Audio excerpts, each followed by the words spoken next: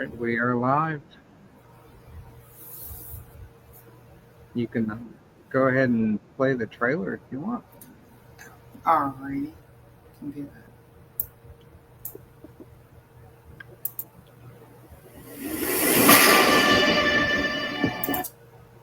Gotta share my screen first, don't I?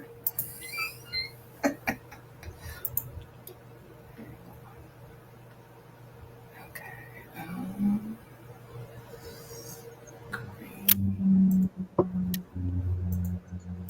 This one.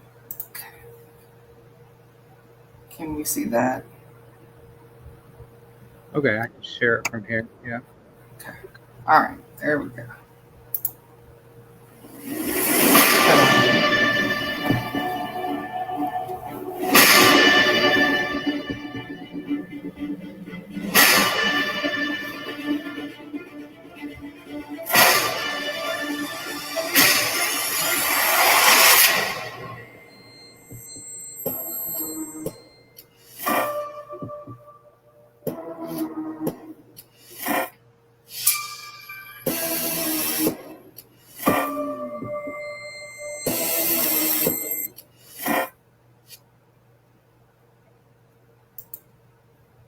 Ta-da.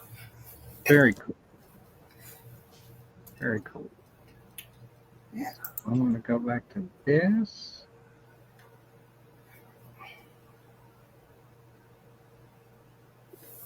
Maybe.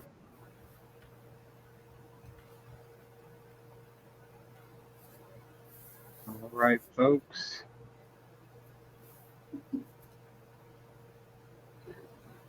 It's always a work in progress when we do a live, but here we are. We have Amanda Headlee and Candace Nola with us. So, without any further ado, please, ladies, introduce yourselves.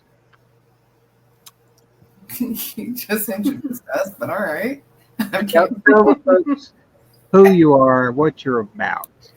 Hi, I'm Candace Nola, editor, publisher, uncomfortably dark creator, author extraordinaire. I don't know. I'm here for not myself, but for Amanda Headlee, and I'll let her explain why. Go ahead, Amanda. Yeah, so hi, I'm Amanda Headlee. We are here to celebrate the launch of my new book that will be out on Godless tomorrow called This Is How a Villain is Made. Woo, we got prints. Yeah, so I'm excited to share it with everybody. Awesome. So, just to remind the audience that's watching, if you have any questions throughout this live, just drop them and I will get to them when I see them. All right. All right. Trying to, we already have a few, but everybody's just saying hi. You got Katrina, you got Danielle watching, Warren, Brad, Christina Pfeiffer, all cool folks. So, Awesome. so starting off, would you like me to ask you some of the questions I typically ask in interviews? Sure. So, Yeah.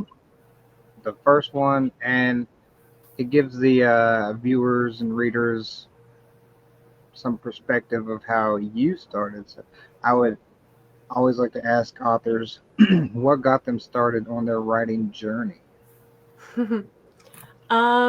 It's kind of hard to pinpoint like an exact moment that got me started on my writing journey because I think I've just always written. That's what everyone in my family's always told me.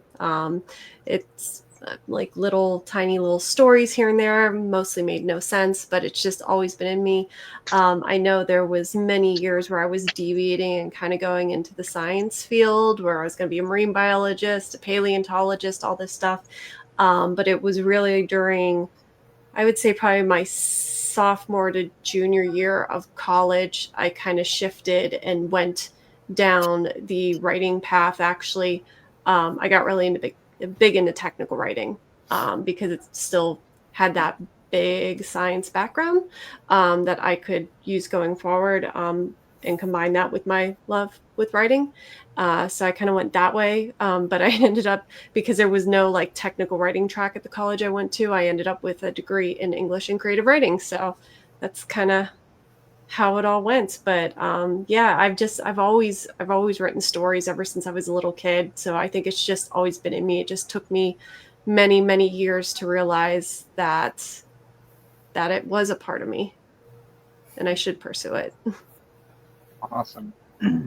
You just touched on just a smidge, but do you tend to incorporate science or your love of scientific things into your writing? Oh yes, I love doing that.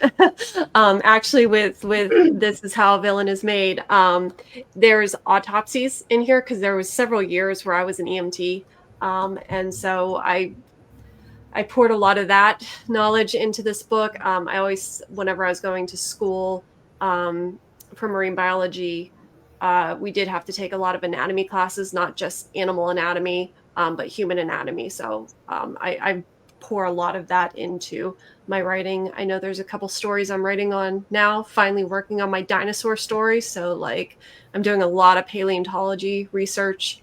So yeah, there's always a level of science in my writing, especially when I write cosmic horror, because I want to make it real, Right. or as real as possible. So I really try to base a lot of my stories within the realm of science. So, like anything I'm doing on cosmic horror, like I've been doing some research on time and quantum physics lately because it's building up to another story that I'm working on. So I try to always bake that in somehow. That might be a niche of a niche genre, realistic cosmic horror. That I like that. So, I mean, if we really understood what was out there and understood the reality of what was out there, I mean, my God, it's terrifying. so you do enjoy space things, Yes. and you talked about being possibly a marine biologist when you were growing up. Which Hmm. do you fear more, uh, the ocean or space? Um, I would have to say the ocean because I'm afraid of something eating me. I have this morbid fear of alligators. That's why I am a failed triathlete because I don't swim. Because I just cannot swim in lakes or creeks or rivers because I'm afraid that there is something that's always going to eat me. So, whenever I was studying marine biology, I kind of focused on more of like the cephalopods and dolphins, and different crustaceans there. So, yeah, I kind of stayed away from the sharks, even though sharks are absolutely fascinating. I kind of like was more focused on the animals that were not so vicious. Right. A little bit of crossover too with sharks and dinosaurs, because aren't they Mm-hmm. of that age, of that era? So, Yeah, there's a long lineage of sharks, and same with like crocodiles and species like that. Like they actually, I think it's like the certain crocodile species. Like you could trace their lineages to even like pre-dinosaur into like the early Mesozoic eras. So it's pretty interesting. yeah, that's pretty wild to think about. Like, and they're just, you can, in some parts of the world, you can just encounter one just nonchalantly sitting there. Yeah, I think where I live out in Philly, I thought I saw something where there was actually an alligator in one of the creeks nearby. So I'm like, yeah, this is why we stay out of waters that we can't see in. Exactly. Hmm. So, um, you said you always were a writer, little bits and pieces. As long as people, for as long as people told you that there's no real origin, you just created stories for as long as you know. Hmm. So, when did you first start publishing your work? My first short story was published in 2014, but my first novel, that was 2021, Till We Become Monsters. So it took me a while to get some stuff out there. There were some things that went on with my life that I kind of had to put writing on. I had to divert my focus elsewhere for a few years, but as soon as I could, I got right back into it. Finished up the novel that I had started in 2013 and put on hold, knocked it out in a couple months, and then got it published. So that was kind of like the big push forward was in 2021 when that came out, and trying to get something out every year, whether it's a short story, novel, novella, trying to get something out there all the time. Absolutely. Mm-hmm.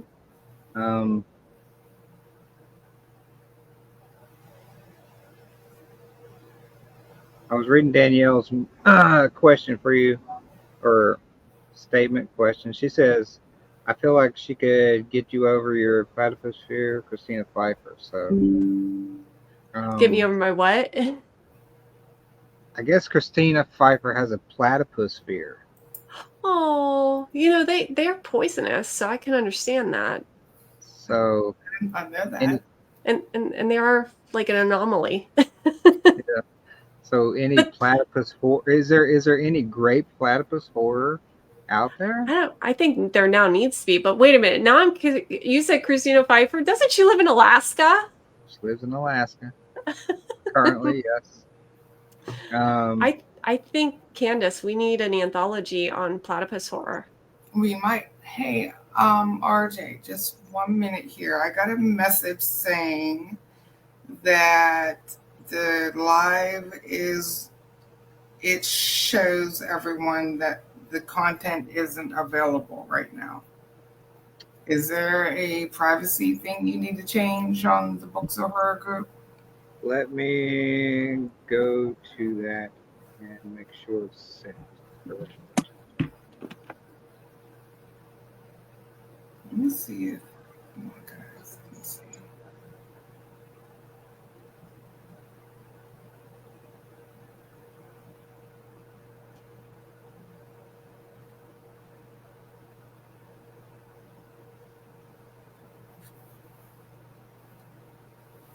It is telling me it is set to friends, and I don't know how to swap it because it doesn't give me the option. It is live, like you can't see it on the phone, but it is set to friends, but also I would imagine you could watch it from the group as well. Yeah, I'm just having, like, now I have a few that are saying they can watch it, but some others that are not actually friends with you cannot. Can you share it to your page and see if that works? Yeah. It should be shareable. So.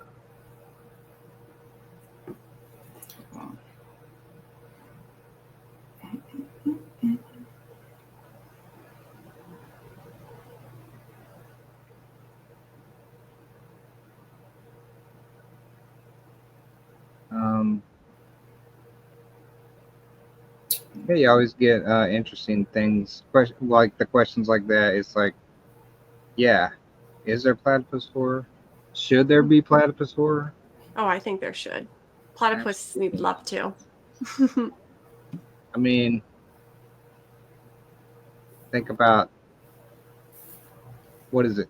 Marsupials or mammals? The possum, and then also the mongoose and the type of like immune systems they have in their body to deal with the predators that they around. So, like you said, the platypus is. You said it's poisonous. Is it like a poisonous bite? I believe it's poisonous barbs on the back of their. I think it's one of the metatarsals points out into one of the a poisonous barb. I could be very wrong on that, but I'm pretty sure that's where it's at. Hey, we write fiction, so I know. I'm Make going to it make that easy up, for everyone. but I'm definitely going to Google that and fact check myself after this because I'm 99.9% certain.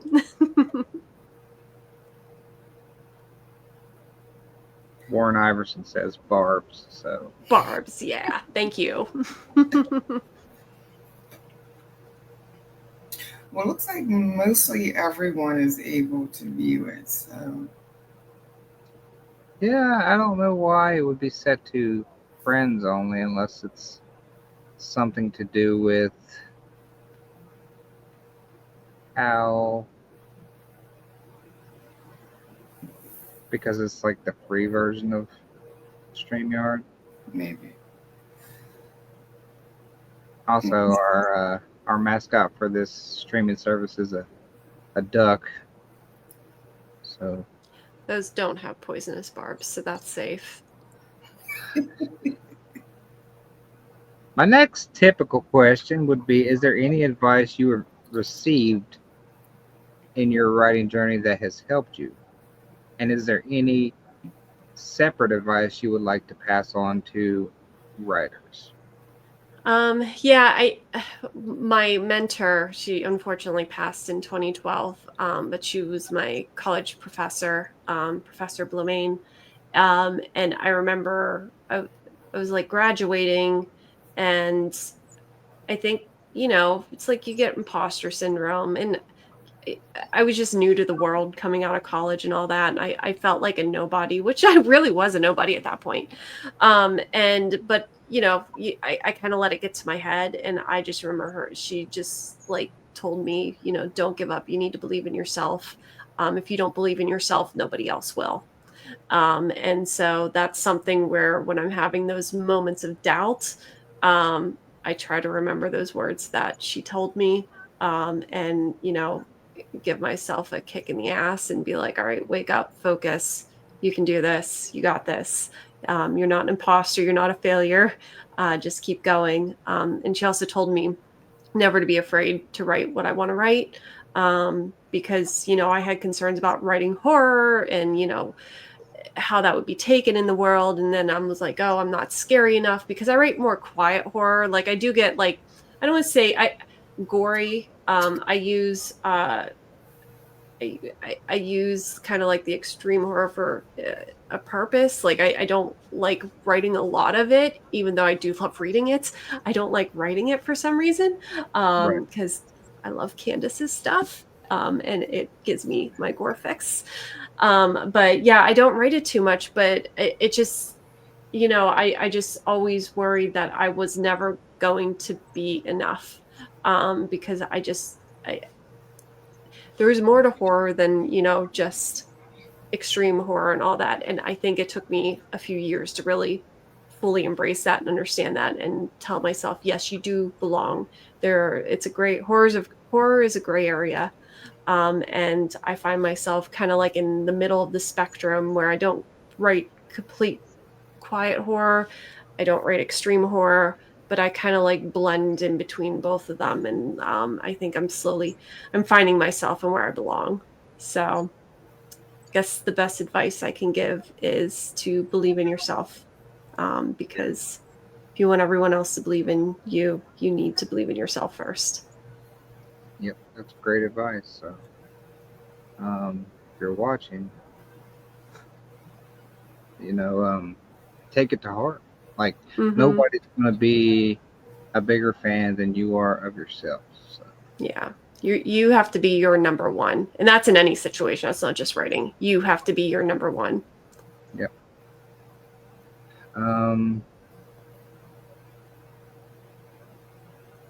Going to the next one. This one's always a fun one to see how writers go about their craft. So, are you a pantser, plotter, or a hybrid of both?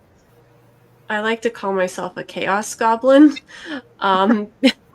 Because I think it's just however I wake up that morning is how I am going to be, which is really hard for me to say because in my day job, I'm a portfolio manager, so I live and die by schedules and plans, and I can't function without them.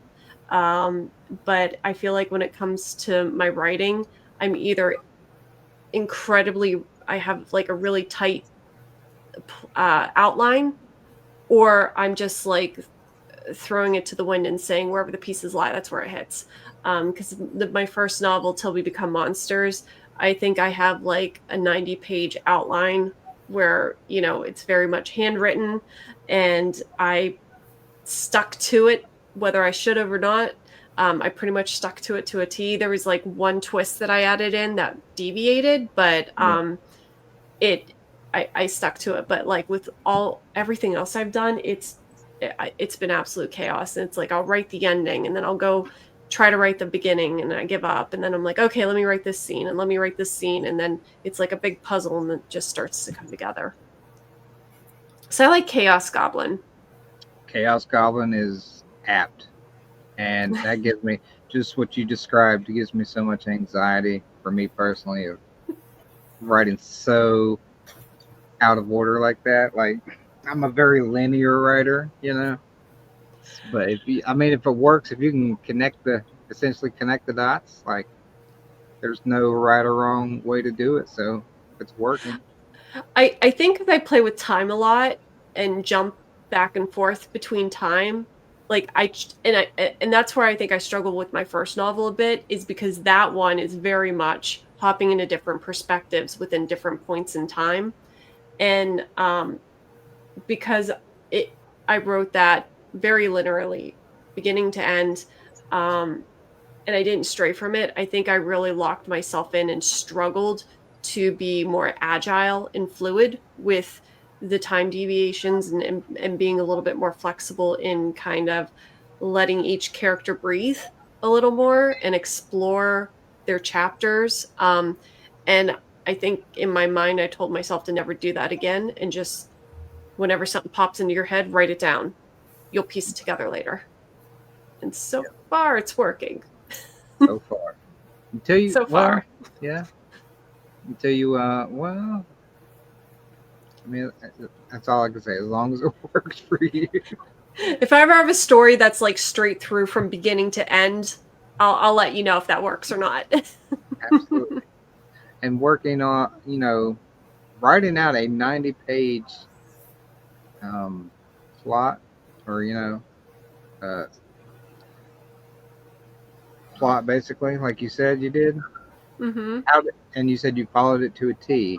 How long did the story end up actually being off of that? I think you mean like number, or the word count. I think it was like 78, or yeah, 78,000 was about the word count. Okay. Um, but yeah, cause like with my outline, it's not like point A, point B, all this happens. It's like I'll start writing, and then I'll start putting dialogue in, and then I'll start writing like a little bit of a narrative and a scene. So it ends up like that outline ended up expanding into the actual story versus like a true structured outline. I think Right. that's another reason why I didn't do that again, because that was so tedious. Tedious. Yeah. It's a little bit rigid, maybe, for the writing. Yeah. So, yeah, the outline. That's why I asked. That's why I asked this specific question to all writers, because everyone seems to have a very different, you know, way that they go about the writing, and it's a very simple question that can lead to just so much, and let you understand of their processes. So But I find that so fun, because we're all unique. We all do it all differently. We all have different stories, experiences, and whatnot. And I just love seeing how our crafts all vary so much, and how we get the words down. Like it just, we're all different. I think that's so beautiful. absolutely. So yeah, I think for me, I've been a pantser through and through, and then I've been playing with very loose outlines lately. So it just morphs over time too. What about you, Candace? How do you tackle thing or a writing project when you go to it? Do you have any specific way, like pants and plotting, or is it just ad libbed with the project as it goes? I'm generally a mess, so I mean, You're a chaos goblin too. yeah, but I'm usually working on anywhere between 5 to 8 different stories at once. And it also depends on what mood I'm in when I sit Mm-hmm. down to write, which one I start working on. Um, Generally speaking, my short stories, I just kind of sit down and write them. I have something in mind. I've already got the beginning, the middle, the end. The story's already written in my head before I sit down to write it. And when I sit down, it just comes out. That's it, it's done. My longer works, I do tend to use a loose outline if I know it's going to be a long novel length, like 65,000 words or more, if I'm aiming for like 250, 300 page length, where I know it's going to get into some more like complex um, dialogue and plot twists and a whole cast and crew of all these people. I got to remember who's connected to who. Usually in that sort of story, I'll have an outline. Do I stick to it? Usually not. It usually helps me like start it, and then the outline sort of turns into notes as I go along, so I can keep track of who is who and who's connected to who. As far as the outline structure itself, I may stick to plot points rather than chapter one is going to be this and chapter two is this and chapter three. I usually just have, okay, it needs to go from here to here to here to here. And I usually hit those rather than being overly concerned with however I wrote the outline at whatever time in the middle of the night that I woke up and wrote the outline. Because, usually it's a scrambled mess and the hamsters are running amok and I've not had coffee yet. So I'm like, oh, well, that doesn't make sense. Cheese, Eiffel Tower, and London. Like, I don't know what that means. So usually it turns it in like notes as I go along. Pants are probably more so than anything else. Awesome. So, yeah. Well, with your explanation, it comes with a firsthand experience from Katrina, and it says, "Talk about chaos. My mother's brain is a wild experience." She should know. She spends a lot of time inside there. Yeah. That's why she's my manager and travels with me, because otherwise I would not know what I was doing or where I was supposed to be half the time. So there's a lot happening in there these days.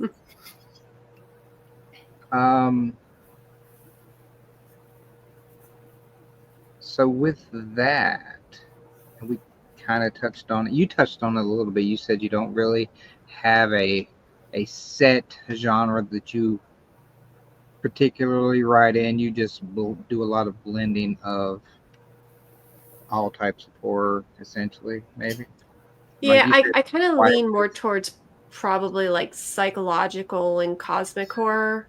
Though I really enjoyed writing This Is How a Villain Is Made, because it's an Old West story. That was something I had written a short story that showed up in my collection last year, Madness and Greatness Can Share the Same Face, which kind of has a tie-in to this novella. And I really enjoyed writing that story. And so I'm like, I want to try it again. And I'm really liking Old West stories. So there's a couple other things I want to do in that kind of subgenre area, Old West horror. Okay. So you want to delve deeper into that subgenre. Mm-hmm. But my question is there a genre or subgenre that you have not written in yet that you would really like to get to? Oh, that's a good question. Um, I'm trying to think of something that I have not really dived into because I know I have some short stories that I have in areas that I've tried, but I've just not had them published yet because I just didn't like them. Um, yeah, that I'm a little stumped. I'm not sure. Okay, I'm not sure so yet. I guess I guess post-apocalyptic. botanical horror, like eco horror. I've not Eco- done too much there, and I would like to get a little bit more into that. Like I'm seeing so many like Tanya Powell's coming out with her Wicked Roots, which I'm just so excited about. So I'm all about the botanical horror. I am a plant mom. If you can't tell by all my plants over here, so I would like to do a botanical horror. So that's probably next after the dinosaurs and after my next big cosmic horror novel. How much can you talk about the dinosaur horror? I mean, imagine Oh no, we're not combining. talking. This one's very keeping that one close to my heart. You talk about the dinosaur horror, but I'm like, think of think about a cosmic dinosaur horror. Man, that would be that would be fun. Okay, so let's talk about this is how a villain is made. Um, k- would you want to tell the folks what spurred on the idea for this book? Unbridled female rage was the idea. It's just I think I was just in a mood one day, and this is obviously, and I'm not going to get political, but it's pre 2025 and events leading into 2025, and the threat to women's rights. But it's just I was getting angry and angrier and angrier, and I'm a very quiet person. Like I don't make waves. I let my anger simmer inside me, and then I write a book about it. And so this was my outlet for getting that unbridled female rage out, in a very quiet way that has a very satisfying ending for women. Yay.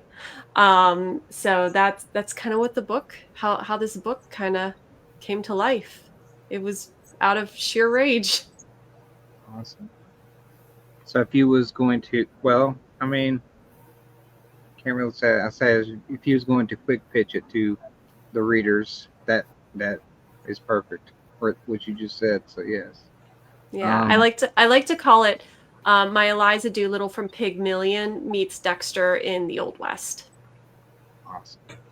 So, um, I mean, typically in the group, yes, we have a no politics policy, but this is live, and this is how this book came to be. So you can be as political as you want to, and I I think this is the social climate is just right for horror writers to take from everyday experiences and put that into their writing.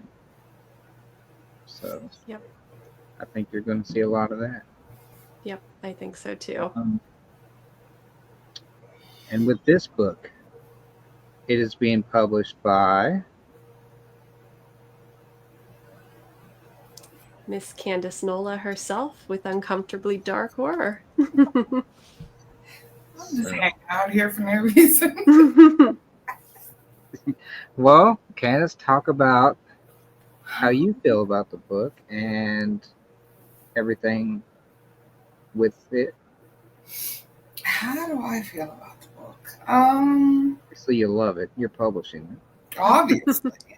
Yeah, but I think it's one of those that is very relevant to the climate of the world right now. Um, and I also do not really get into politics very much, but given the state of the last 3 years or so and the way things have sort of been evolving or maybe devolving would be a better word. There's a lot of very angry women out there right now. There's a lot of very angry people out there as a whole with just the state of what's happening and what's being said, and sort of like that feel of reversal rather than progress being made. Um, I have my own fair share of rage and anger and things. So when I read this, I was all in. One, because of that. Two, because it is a Western story. It's a Western horror story, which has kind of popped up over the last few years and has been doing extremely well. I have one out there as well, and quite a few horror folks that we know have a lot of splatter westerns out. And I think when she decided to take her emotions about the state of the world now and sort of place it in that environment, which is a very good place to put it.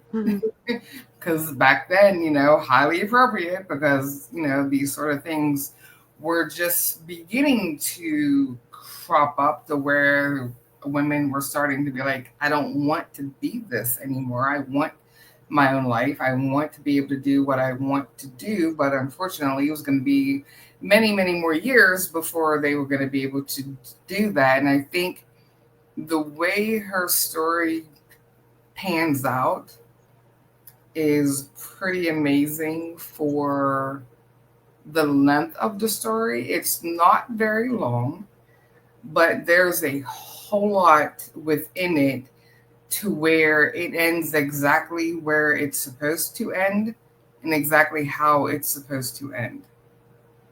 And I think she did a great job with trying to convey what she felt about the story, the people in the story, what her motivations were for writing the story, even though it doesn't get like preachy or lectury at any point within it.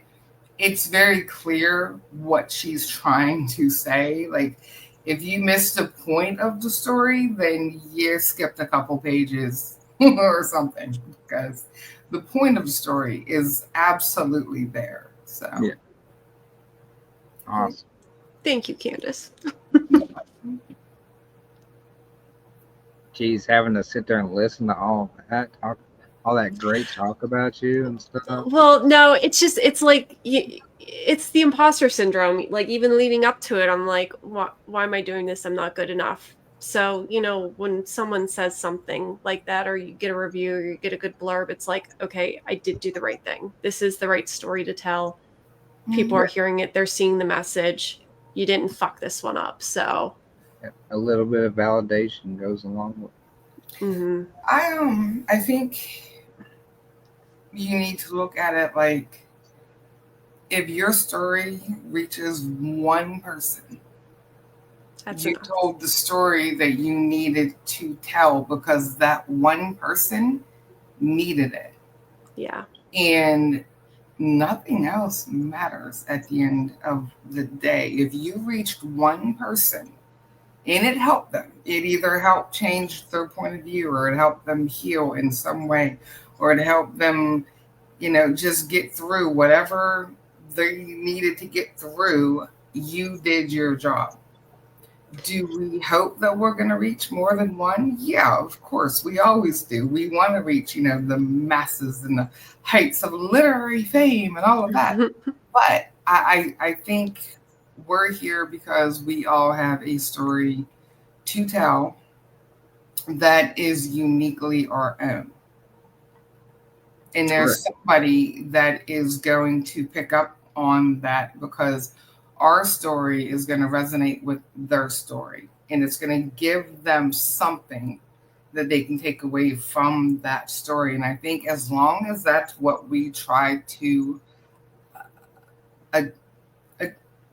achieve, the whole imposter syndrome thing, I think, kind of just goes out the window, because as long as you're true to your own story and writing what you want to write first, there is no imposter syndrome, because who else can write your story other than you?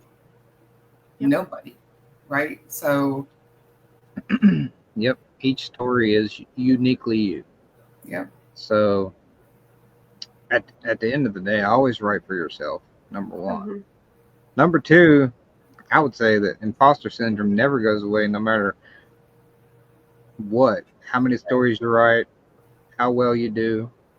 I don't think it can ever go away fully. Like, it's always going to be there, creeping in the back of your mind, and you just have to remember those things. Like, it's my story to tell, um, and I'm doing it for myself. And I think as long as you can remember those things, it doesn't it shouldn't matter with the imposter syndrome, with that tiny little voice just picking at your brain, So And to kind of going back, Candace, to what you were saying there about, we just need that one person where the story resonates with. And I think that's the thing that I really love about horror, is that it's so, and I'm going to use the cliche term, it's so cathartic. Not for me to be writing it, but also like, I want to write a story where someone picks it up and they go, oh my God, someone sees me, someone hears me, someone else feels the same way I do about things. Like, I remember I wrote an OCD story once, and I actually had 2 people DM me and just said thank you for writing this, because I didn't think there was anybody else out there in the world that was like me, who had the OCD, because the OCD that I put into that story was my OCD. I know I put a bit of myself in there, and like now I talk to these people all the time, and we're friends because we all have the same weird tics. But it's just like it builds a community, and we kind of help each other through our words, and that's what I really love about horror, that I think makes also our industry a little unique too. Yep. Yeah.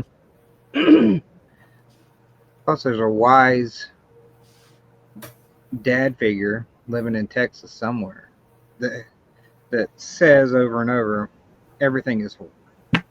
Everything is horror. Yeah. Well, yeah. That's one of the, because I speak on that when I do the trauma and fiction that I do sometimes at the conventions and stuff, because I look at it like we write within the one brand of fiction that is the entire human experience. Mm-hmm. You can put the entire human experience within a horror story. Not every other genre out there can or will, because they want to take certain elements out and make it pretty and make it more fantasy and make it more loving or romantic, whatever. But if you look at your life, and that goes for any of us, if you really sit down and look at your life, all the hurt and pain that you have went through from the moment of your existence up until now, embarrassment when you were a child, humiliation, just not understanding things, having to deal with things like anxiety, social anxiety, OCD, mental illnesses, different struggles. When a loved one dies, when you're young, when a loved one dies, when you're fresh out of high school, or when you're a full grown adult and your mom dies, like all these different things that happened to us along the way, all of that is its own brand of horror, because it's all those things that we're afraid of. And those are all those things that scar us and make us what we are and who we are as we grow. Most of the bad stuff is what kind of molds us into who we are and how willing we are to like speak out or not, how confrontational we are or not.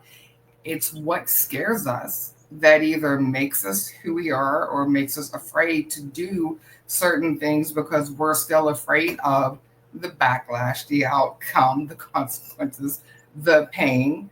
How many of us have gone through a breakup, really bad ones, or a bad marriage, or an abusive relationship?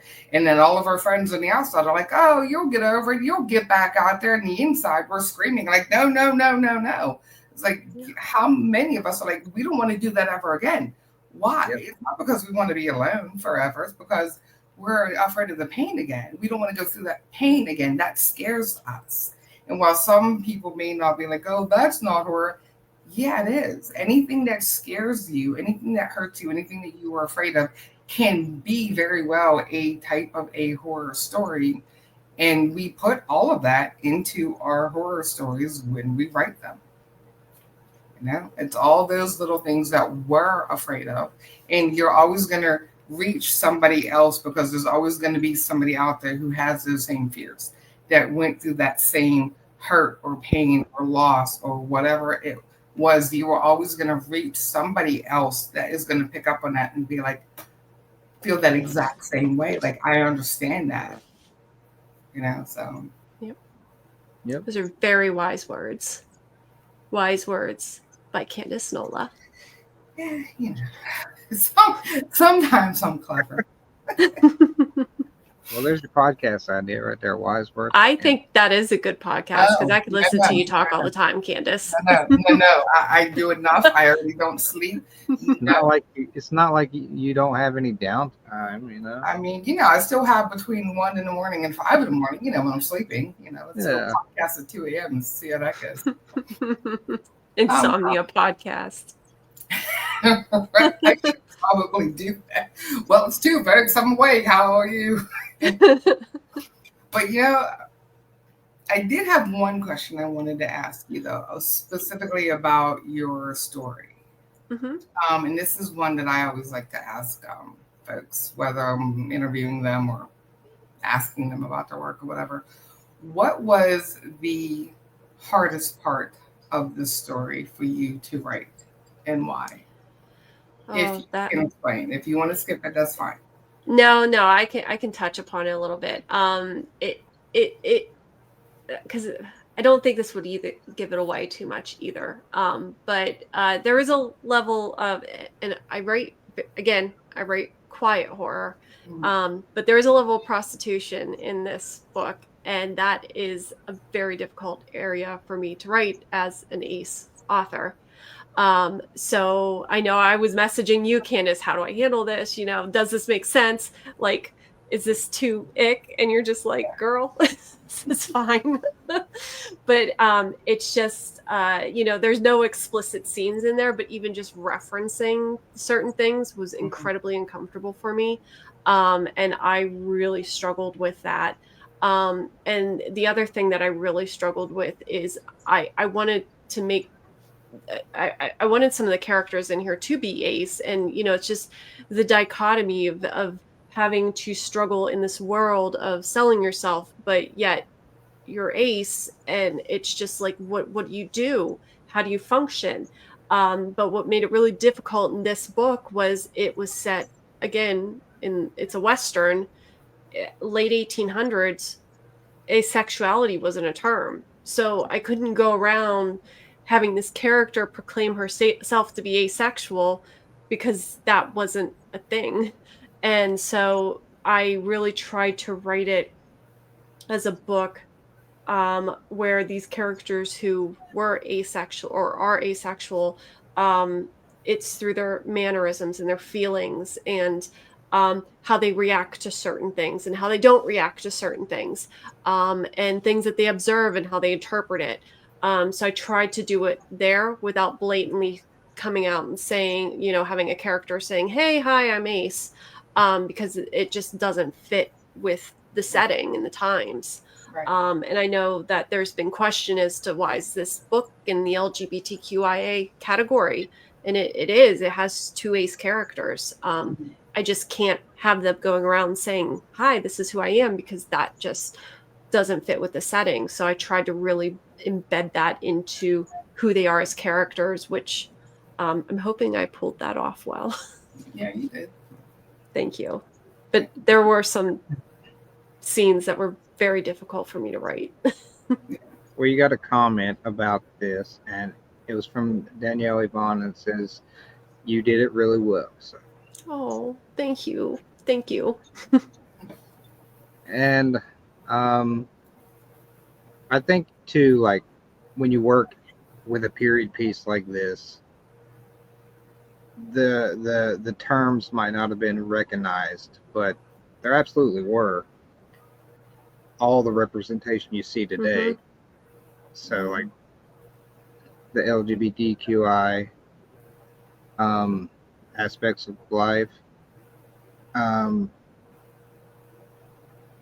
and also the just everything that's more broadly seen, recognized today that existed but wasn't recognized. So yes. Yeah. Yeah, If I did a lot of research on asexuality, and it is a very at least what I've come up with, it's very recent. So I don't even think someone back, in the 1800s would.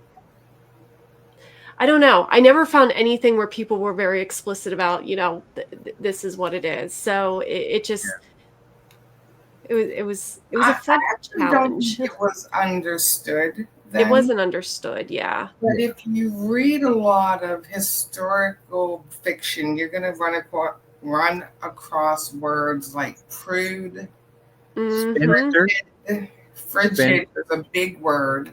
Yep. yeah, It was because they just didn't understand They it. didn't understand. Yeah. And the women really didn't speak on it because Mm-hmm. you didn't speak You on that didn't type speak of up. stuff.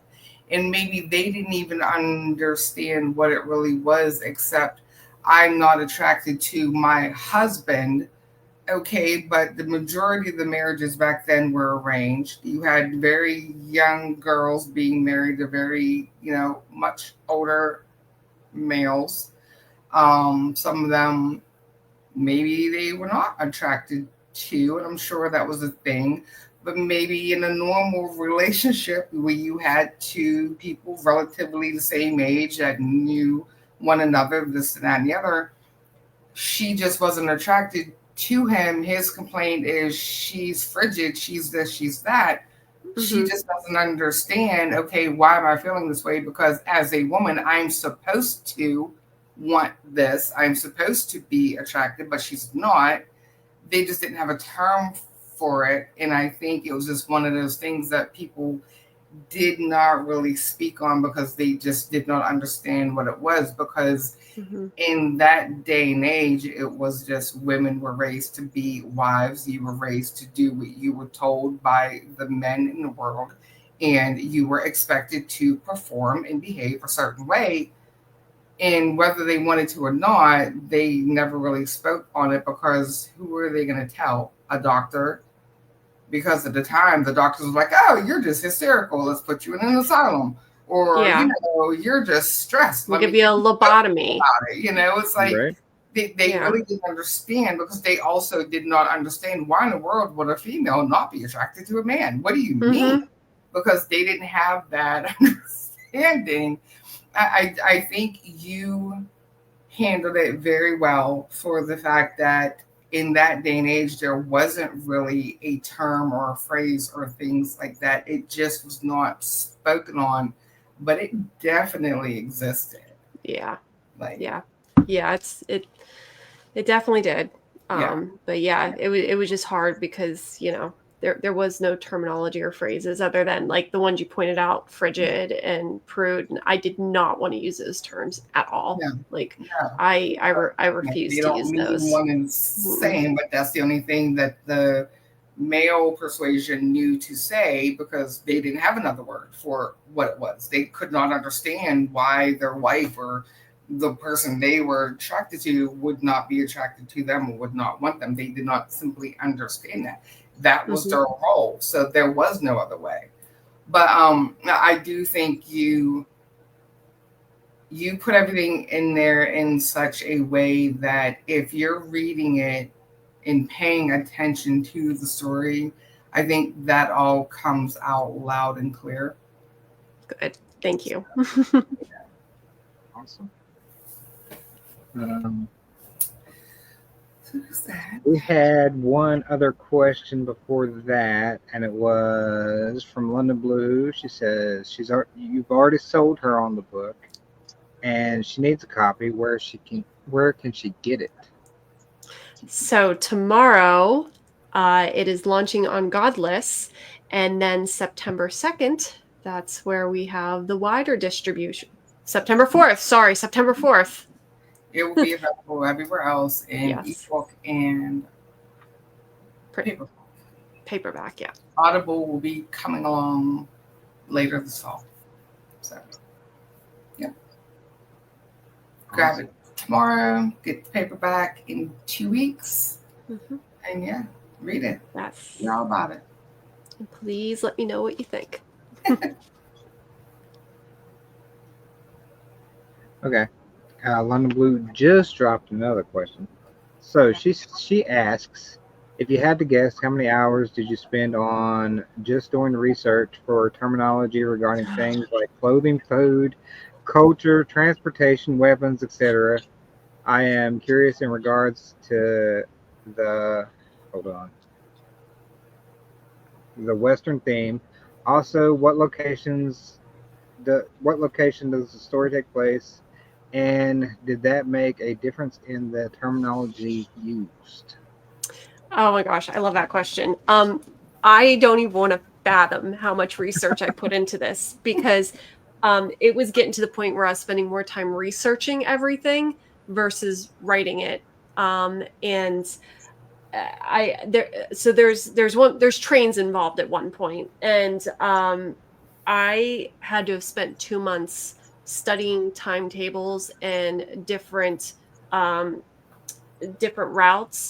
and wrote a scene that I was in love with and happy with, and then I realized, oh wait, you got to think about how much this cost for her to get from Philadelphia the whole way. Well, she was heading to San Francisco.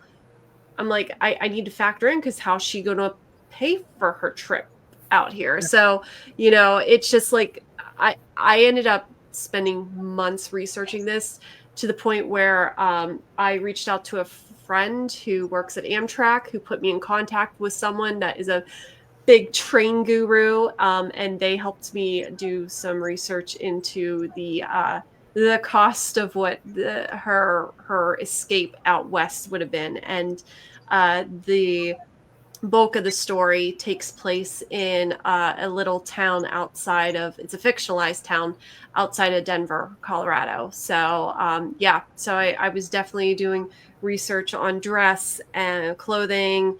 I didn't put any weapons in because I always screw up weapons. Doesn't matter what I do, I always screw up weapons. So I did everything I could to not put weapons in there, except for stabbies. I love knives. So I definitely put some knives in there that are period pieces. So those I did a lot of research on, and that is all right. I kept guns out of the equation because I always screw those up. But yeah, I did a lot of research on Colorado. I was in Denver a couple years ago, so I took a lot of pictures when I was there so that I could get a good sense and feeling of what the prairies felt like. Because this is a very remote piece too, where I don't want to give the plot away, but it's very remote. And so I really wanted to describe a lot about the landscape, and what it looked like in the 1800s for that. So yeah, I think there's probably more research that went into this than actually writing the book.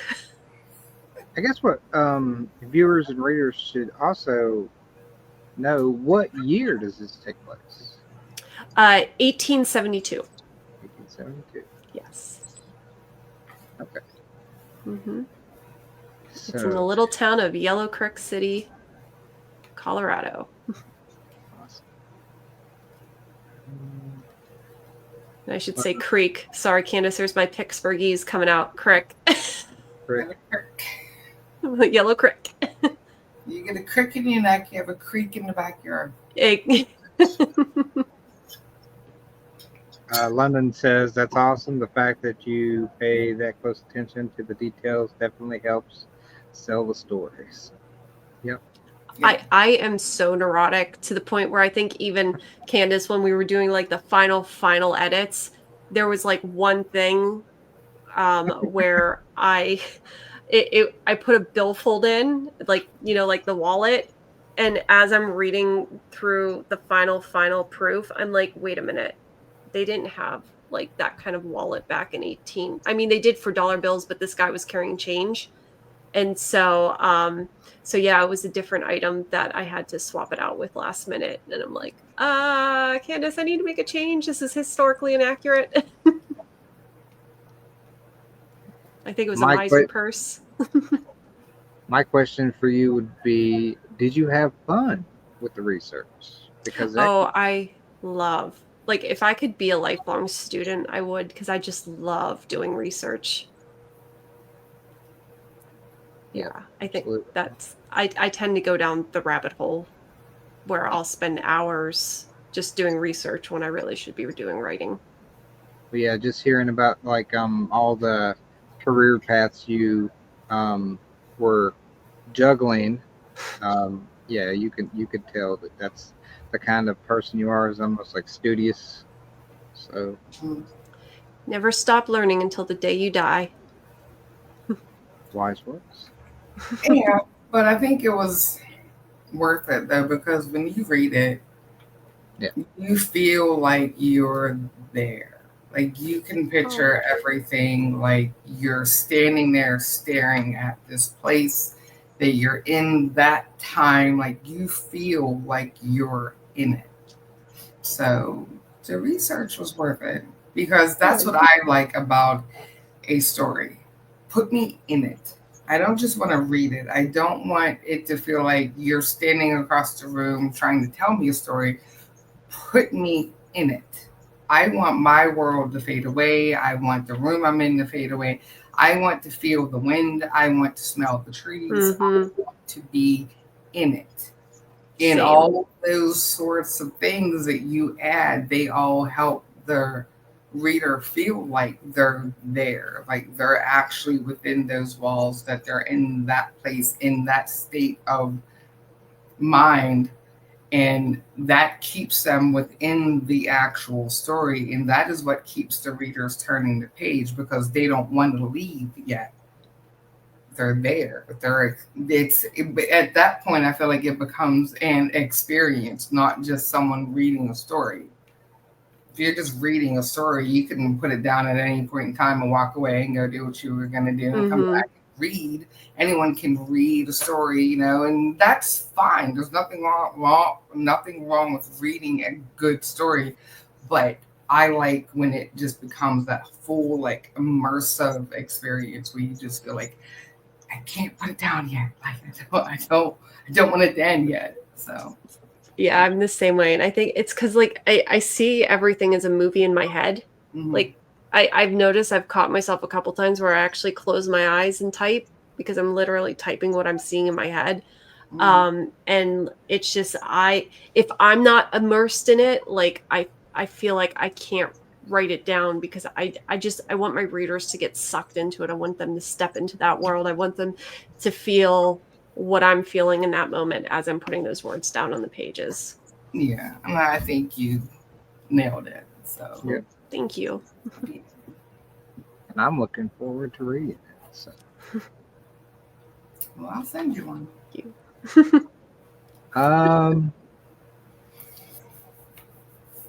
Any more questions from our viewers? Drop them now. Any topics that we haven't quite discussed tonight that either of you want to discuss about this book or about Amanda or anything?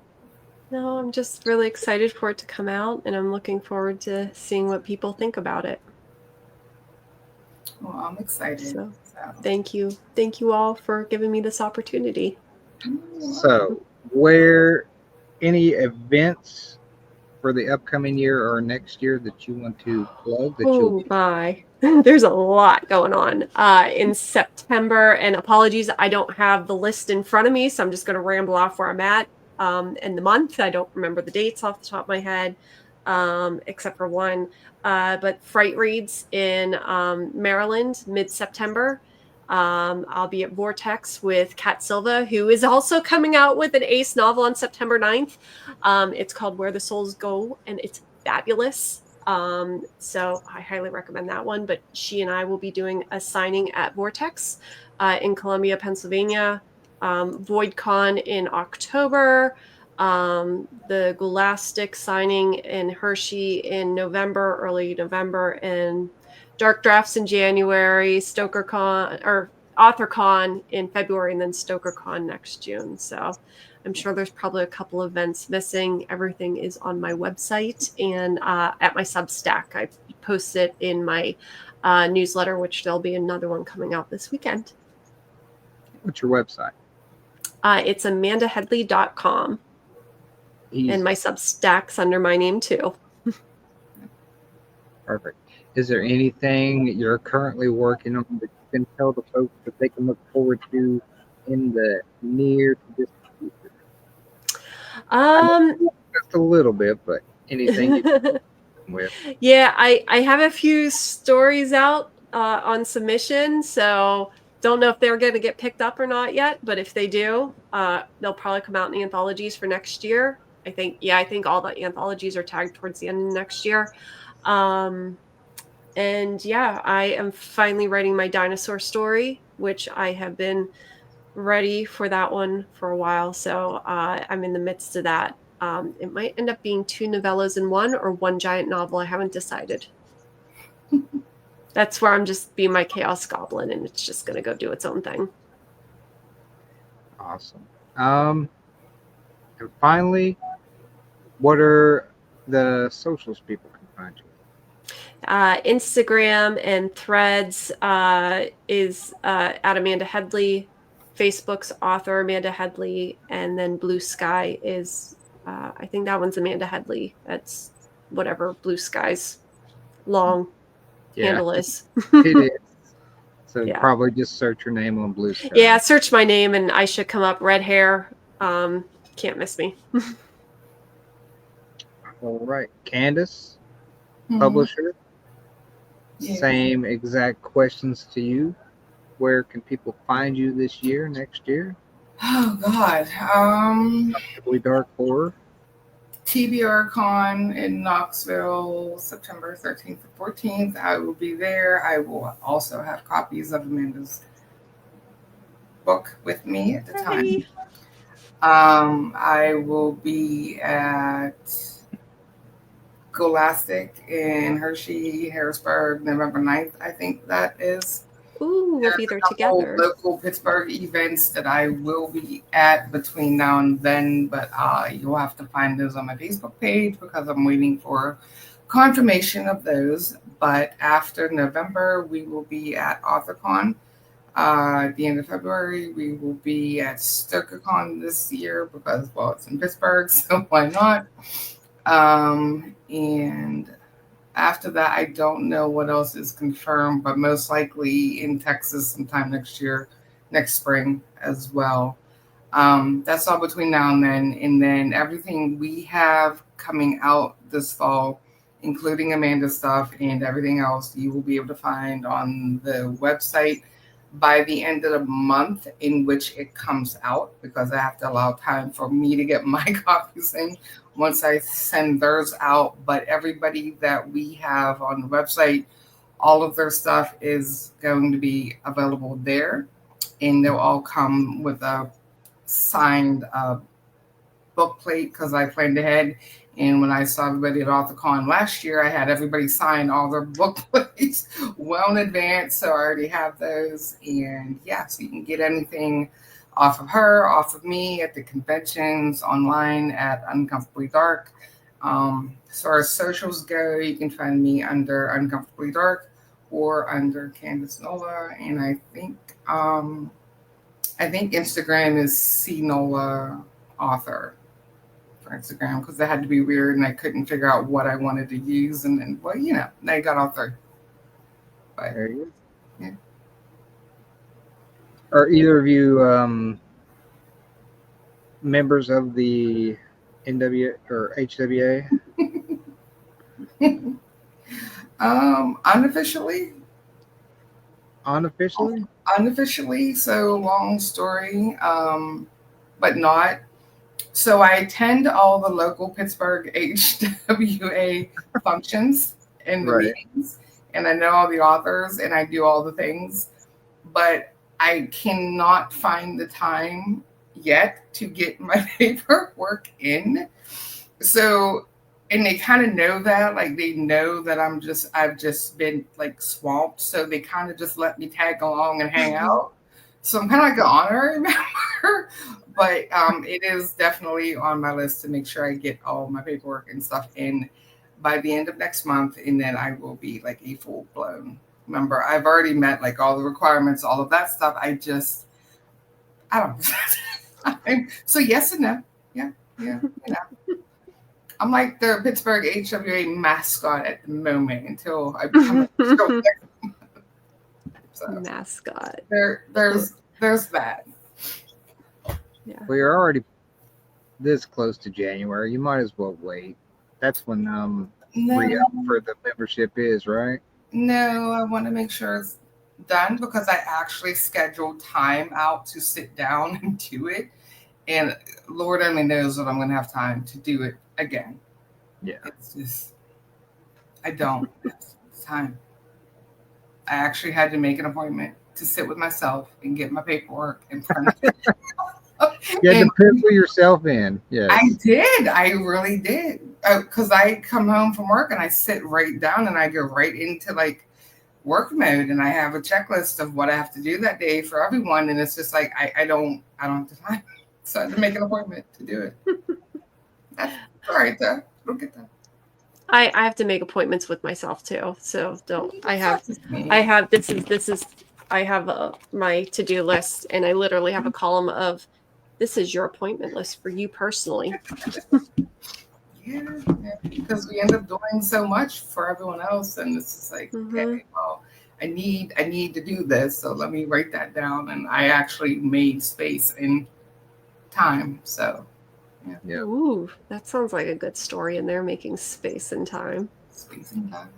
Me and a wormhole. Let's see what happens. Think about if you just had a day off. Just think about it. I What's would that? You would think A day off? 16 hours. I would sleep. I would do nothing more. RJ, don't tease me with the good time. I would drink a half a bottle of NyQuil and just don't call me, don't need me, don't interrupt me. If my house is on fire, let it burn. Do not wait for 16 hours. I'm sorry. That's where I'm at right now. I might need a nap. Well, That way. Amanda and Candace, thank you all for joining us tonight. And Thank you for hosting. no problem. I'm happy to do it.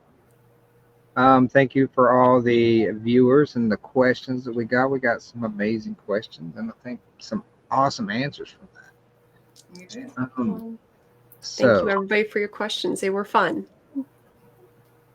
until next time, we will see you then. All right. Bye. Bye.